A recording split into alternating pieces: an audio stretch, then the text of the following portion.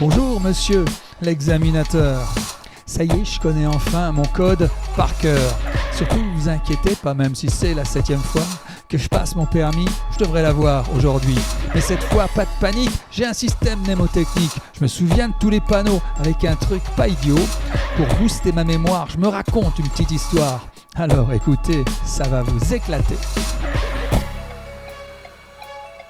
Un jour que je me promenais derrière chez moi, dans la forêt, je contemplais Dame Nature quand j'aperçus une superbe créature.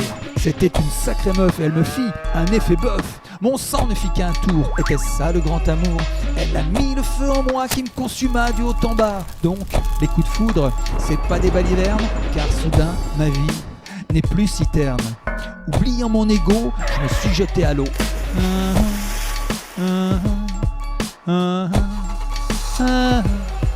Je l'ai invité à prendre un café et à partager quelques activités. Elle a accepté un dîner en tête-à-tête sous les étoiles dans une jolie petite guinguette. J'ai bossé dur pour lui offrir de beaux voyages, des nuits dans des palaces, à la montagne ou à la plage.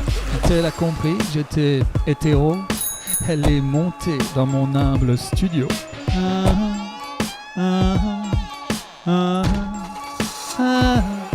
Elle me dit qu'elle prenait la pilule. Alors je l'allongeai sur mon lit sans aucun scrupule.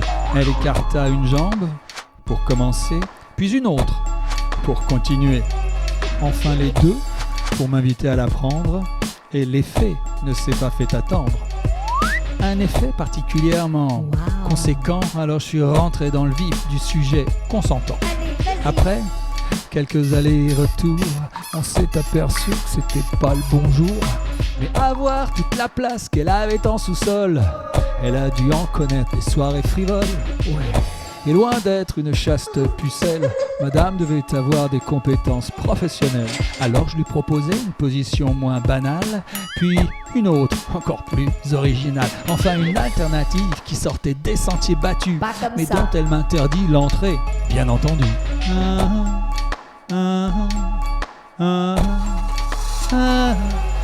Elle me complimenta sur mon engin, sa taille, ses dimensions et tout le tintouin. Elle me pria d'abréger un peu le trot pour passer directement au grand galop et surtout de ne pas m'arrêter. Alors j'ai exaucé son souhait, ce qui fut dit fut fait. Elle m'en a fait voir de toutes les couleurs. Elle chantait en do, en la, en si majeur.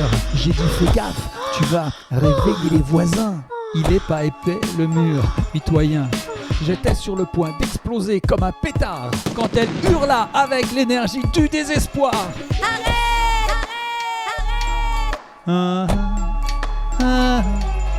Sa pilule, elle l'avait oubliée. Oh my God. Et moi, le point de non-retour, j'y étais. Avec tout ça, j'ai perdu le contrôle. Et là, croyez-moi, c'est beaucoup moins drôle. Car 9 mois plus tard, elle me rappelle depuis une clinique paumée en Meurthe-et-Moselle. Elle avait accouché dans la douleur de triplé. Et j'étais le géniteur de ces 3 mouflets. Le monde s'effondrait tout autour de moi. À la base, j'avais jamais voulu être papa, mais j'étais prêt à assumer. Enfin, ses proches me l'ont vivement conseillé. Alors, la mort dans l'âme, je l'ai retrouvée à la mairie, où je me suis laissé enchaîner pour la vie.